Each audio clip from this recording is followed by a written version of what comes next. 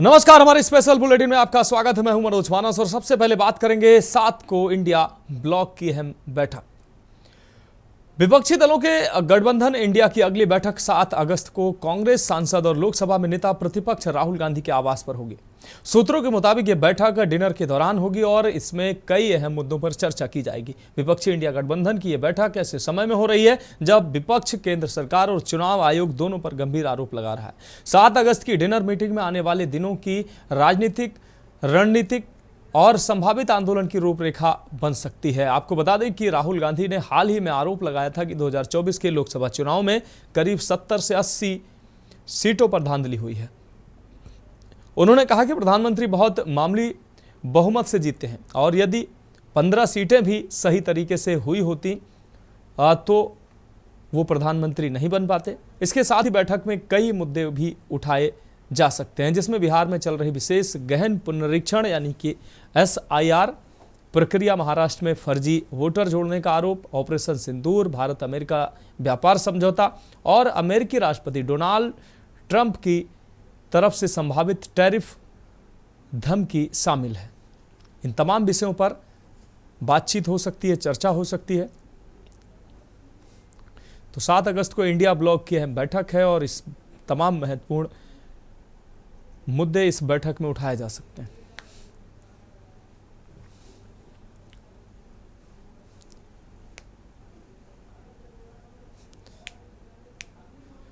तो संभावित आंदोलन की रूपरेखा बनने की भी संभावना हो सकती है।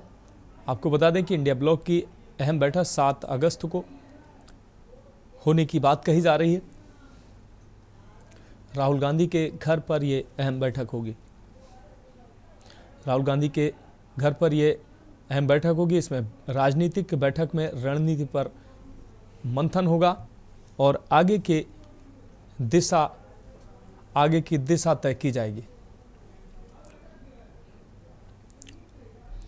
और अब हम बात करेंगे काल से सामना।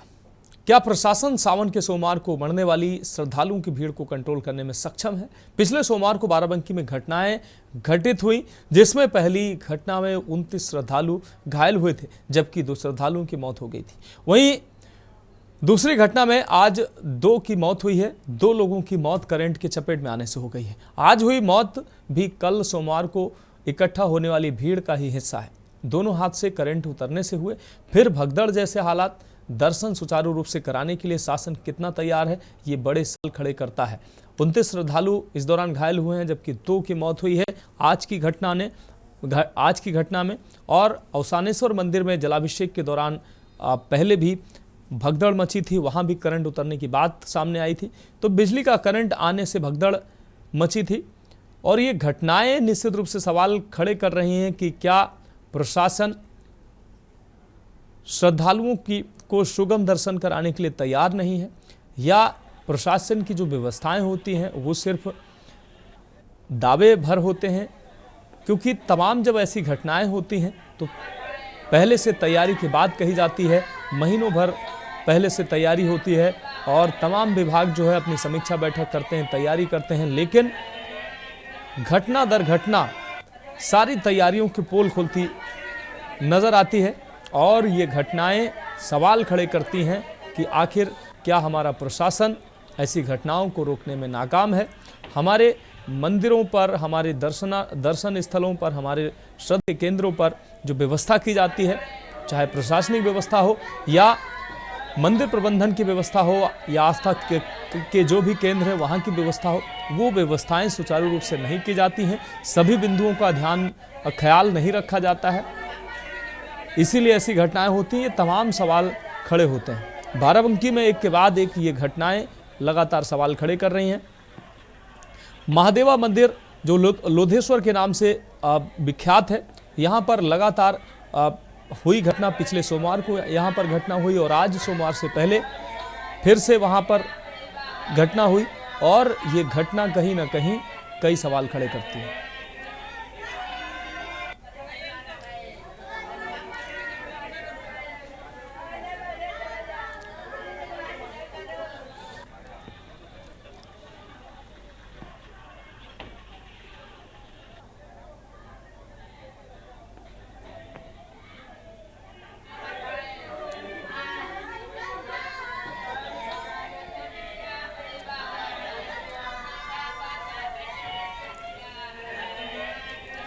तो हमारे संवाददाता राहुल त्रिपाठी ज़्यादा जानकारी के लिए हमारे साथ जुड़ चुके हैं।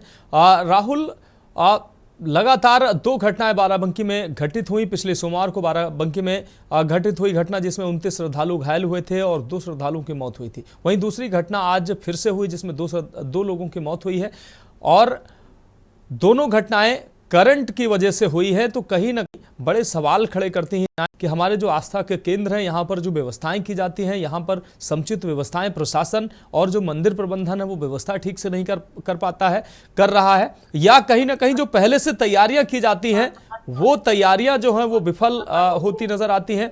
करंट की घटना ये भी हुई है, यहाँ पर एक तो बिजली विभाग की भी लापरवाही सामने आई है। तो ये लगातार ये घटनाएं सवाल खड़े कर रही हैं। देखिए मनोज, बिजली विभाग की जो कार्यशैली है इस पर लगातार प्रश्न लगते चले जा रहे हैं। बीते 1 हफ्ते में अगर देखा जाए तो पिछले रविवार की देर रात ये एक हादसा हुआ जो अवसानेश्वर महादेव मंदिर में हुआ, उसी की पुनरावृत्ति आज फिर हो गई। जबकि अगर उस हादसे से भी सीख लिया गया होता तो जहां जहां इस तरह के स्थान है, जहां जहां पौराणिक स्थल है या जहां पर लोग भक्तों की भीड़ लगती है, वहां पर इसके विशेष इंतजाम किए जाने थे।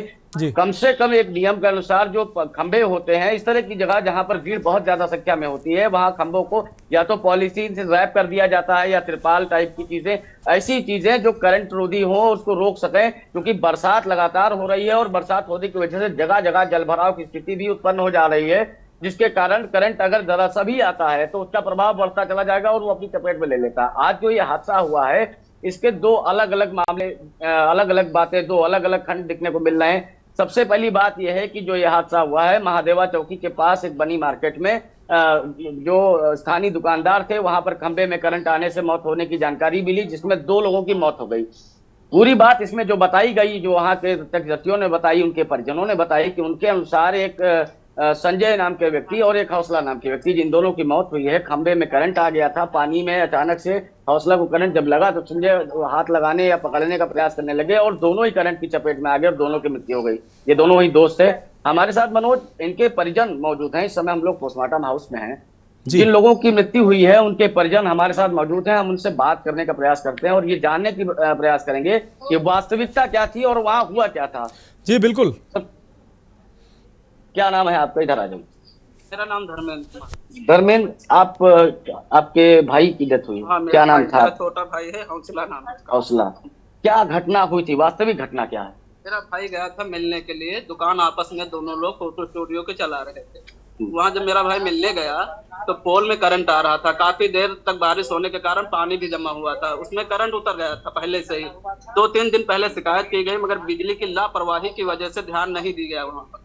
जब हौसला वहां से अपने दोस्त मिलने चला, उतरने लगा तो दोनों साथ में उतरे तो पहले उसको करंट लगा, वो गिर गया। तो हौसला बचाने के चक्कर में बचाने रहा था तो भी उसी में करंट में तुरंत ऑन द स्पॉट दोनों लोग एक्सपायर हो गए। एक बात जो कही जा रही है कि जो ये जिस जगह पे ये घटना हुई है वो जगह कहाँ पर है? एग्जैक्ट किस जगह पर है? मंदिर परिसर में आती है? मंदिर परिसर से दूर आती है?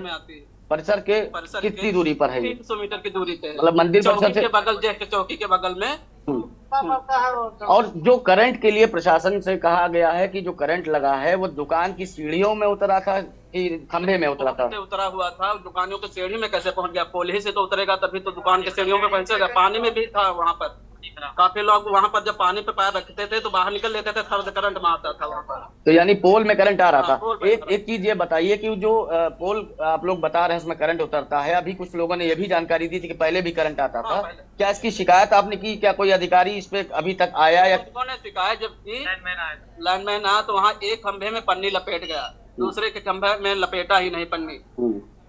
तो उसके बाद से आज ये हादसा हुआ। आपका क्या नाम है? हमारा नाम दिलीप कुमार। दिलीप, आप ये घटना जब हुई, ये कौन है, किसकी? संजय है, हमारे जीजा जी। एक सवाल बहुत चल रहा है कि ये घटना मंदिर परिसर के अंदर की है। क्या घटना मंदिर परिसर के अंदर की गई है या बाहर? किस जगह पर? लगभग वहाँ से 300 मीटर लगभग दूरी है। और सबसे ज्यादा इस घटना का जिम्मेदार आप किसको मानते हैं? क्योंकि कहीं ना कहीं ये देखा जाए तो बिजली की, आप लोग जैसा बता रहे हैं, शिकायत हुई थी, तो ये शिकायत होने के बाद इसमें क्या कार्रवाई हुई और किस तरह से आप मानते हैं उनको जिम्मेदार? सर, इस पे कोई कार्रवाई नहीं की गई, अन्यथा घटना ही होती। सर, बिजली विभाग की जिम्मेदारी है। बिजली विभाग की जिम्मेदारी। तो मनोज, आप देख रहे हैं कि लगभग सभी लोग एक सुर में एक ही बात कर रहे हैं कि ये जो घटना हुई है ये पोल में करंट उतरने की वजह से हुई। बिजली विभाग को ये जिम्मेदार पूरी तरह से मानते हैं, क्योंकि ये सबसे बड़ी जो गैर जिम्मेदाराना हरकत है वो भी बिजली विभाग की है, क्योंकि एक ऐसा स्थान पर जहां पर बड़ी संख्या में श्रद्धालु भी आते हैं, वहां से ही होके गुजरते हैं। ठीक है कि वो मंदिर परिसर से दूरी पर है, लेकिन जो श्रद्धालु जाते हैं वो उसी रास्ते से होकर के जाते हैं। और ये अगर घटना कहीं और बड़ी हो जाती तो इसका जवाब देते नहीं बनता। जिस हिसाब से प्रशासन ने अभी अपनी बाइट जारी करके ये बताया है कि पोल में करंट उतरा, वो सीढ़ी में चला गया, तो सवाल ये उठता है कि बिजली विभाग की जिम्मेदारी कौन आखिर तय करेगा। अगर पोल में करंट आ रहा था, इस तरह के परिसर में जितने भी पोल लगे हुए हैं उनकी क्यों नहीं जांच की गई, क्यों नहीं उन पे पन्नी या तिरपाल या कोई भी ऐसी आवश्यक चीज लपेटी गई? आखिर इस घटना की जिम्मेदारी कौन लेगा? निश्चित रूप से राहुल, ये बड़े सवाल है। बहुत शुक्रिया हमारे साथ जुड़ने के लिए। और कहीं ना कहीं लापरवाही जरूर हुई है, जिसकी वजह से लगातार दोनों घटनाओं में मौतें हुई हैं, और इन मौतों की जिम्मेदारी जरूर तय होनी चाहिए कि आखिर तमाम तैयारियों के बावजूद भी इस तरह की घटनाएं क्यों सामने आ रही हैं। अब बात करेंगे पीड़ितों को मदद का प्रण, राहत सामग्री वितरण की।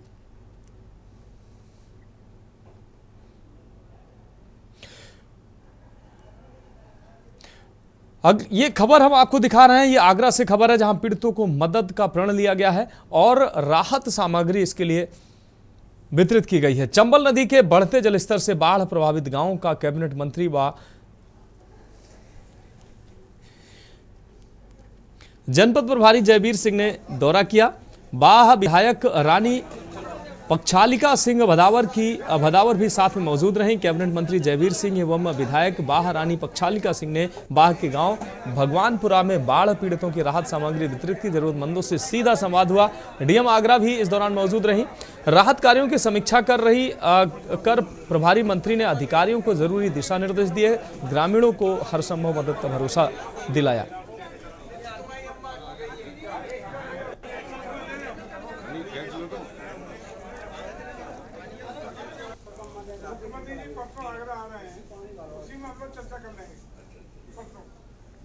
तो बाढ़ प्रभावित गांव में कैबिनेट मंत्री का दौरा हुआ है। लोगों की समस्याएं मंत्री ने सुनी है। जयवीर सिंह ने लोगों का हालचाल जाना है, उनकी समस्याएं सुनी हैं। जरूरी जो सामान है लोगों को, पीड़ित लोगों को सामान मुहैया कराए हैं।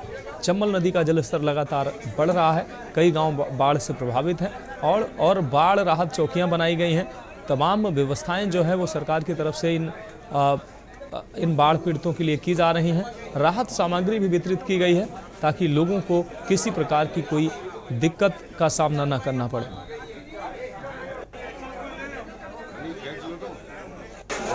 उत्तर प्रदेश सरकार आदरणीय मुख्यमंत्री जी स्वयं आपदा की जब कहीं कोई स्थितियाँ परिस्थिति आती है तो उसमें जो भी पीड़ित होते हैं उनको तत्काल राहत पहुँचाने के लिए लगातार संवेदनशीलता के साथ काम करते हैं। कल शाम को ही यह तय किया गया कि सारे अलग अलग जो उत्तर प्रदेश के बाढ़ प्रभावित गांव हैं वहाँ स्वयं प्रभारी मंत्री या अन्य मंत्रियों को लगाने की जिम्मेदारी दी गई कि स्वयं जो भी बाढ़ पीड़ित हैं उनके बीच में जाएंगे प्रशासन के साथ, स्थानीय जनप्रतिनिधियों के साथ।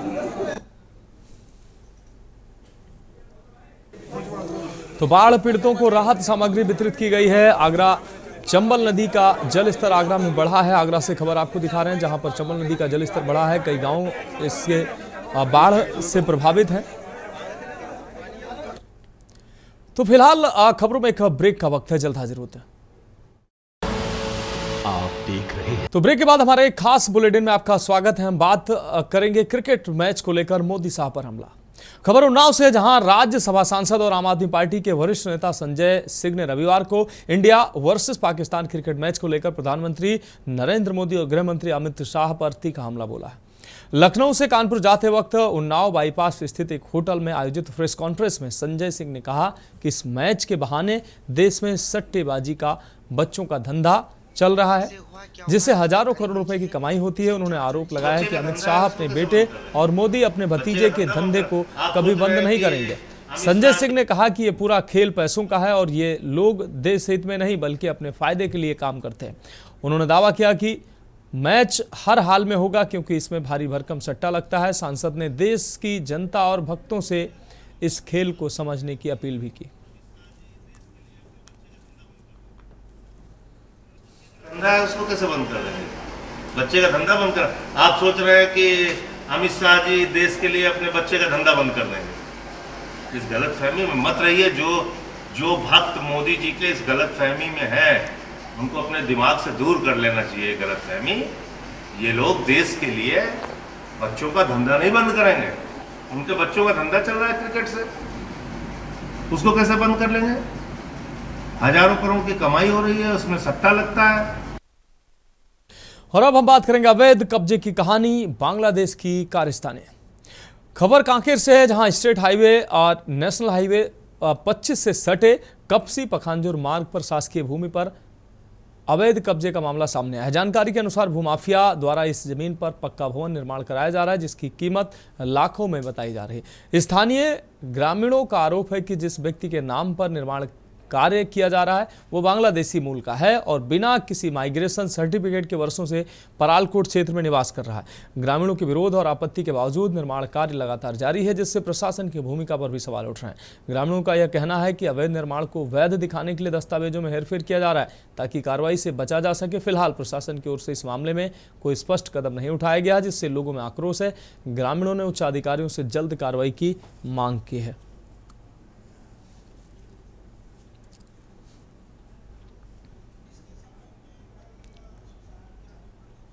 जानकारी प्राप्त हुई कि कापसी में सड़क किनारे अतिक्रमण हो रहा है। इसके संबंध में मैंने तत्काल पटवारी को निर्देशित किया है कि वे जाएं और जांच करके लेके आएं। चूँकि अभी तहसीलदार अभी हड़ताल में हैं, तो इसके संबंध में कार्रवाई जो है मेरे स्तर से की जाएगी। मैंने पटवारी को निर्देशित किया है, जैसे जांच प्रतिवेदन आता है उसके बाद हम उसमें नियमानुसार कार्रवाई करेंगे। ये आपके दुकान के सामने एक बिल्डिंग बन रहा है यहाँ पे शासकीय भूमि पे, इसका कुछ जानकारी है कब से बन रहा है? ये मेरे को फाइनल मालूम नहीं, बाकी करीब 2-3 महीने से। कौन बना रहा है ये जानकारी है? नहीं, नाम नहीं मालूम। अभी ये बन रहा है कि नहीं बन रहा है? अभी तो बंद है। जानकारी मिला है कि ये जो घर बनाया जा रहा है, जो घर बना रहे हैं ये बांग्लादेशी है, इसकी कुछ जानकारी है? तो बांग्लादेशी है। तो क्या लग रहा है ऐसे घर क्योंकि यहाँ का वो सेटलमेंट नहीं है। तो क्या लगता है ऐसे घर पे बनना चाहिए कि नहीं? चल रहा है शासकीय भूमि पर बांग्लादेशी लोग घर बना रहे हैं। खास जमीन है, अगर किसी से खरीद के लिया है, किसी ने बेचा होगा, तो उस अगर खरीद के लेके बना रहा है, हमें क्या है। और अब हम बात करेंगे कलयुग के श्रवण कुमार के। वरिष्ठ पत्रकार सतीश गुप्ता को अपनी किडनी प्रदान कर नया जीवन देने वाले युवा पत्रकार आशीष गुप्ता को सनातन अध्यात्म योग पीठ श्री वृंदावन धाम के पीठाधीश्वर स्वामी कृष्णानंद जी महाराज, सांसद संजय सिंह, पूर्व केंद्रीय मंत्री अनुराग ठाकुर सहित कई प्रमुख लोगों ने कलयुग का श्रवण कुमार बताया। आपको बता दें कि दिल्ली के ताल कटोरा स्टेडियम में कानपुर के सांसद रमेश अवस्थी व नेशनल मीडिया क्लब के अध्यक्ष सचिन अवस्थी द्वारा आयोजित आम महोत्सव के दौरान श्री धाम वृंदावन से पधारे पीठाधीश्वर स्वामी कृष्णानंद जी महाराज, सांसद संजय सिंह, सांसद अनुराग ठाकुर सहित कई सांसदों व उद्योगपतियों ने शिरकत की। बताया गया कि पिता वरिष्ठ पत्रकार सतीश गुप्ता को अपनी किडनी प्रदान कर नया जीवन देने वाले युवा पत्रकार आशीष गुप्ता की भी सभी ने सराहना की। कहा गया कि आज के समय में अधिकांश बेटे अपने पिता को एक यूनिट खून नहीं देना चाहते हैं। वरिष्ठ पत्रकार सतीश गुप्ता को शुभकामनाएं देते हुए सभी ने कहा कि आप भाग्यशाली हैं, आपको आशीष जैसा सेवाकारी पुत्र मिला।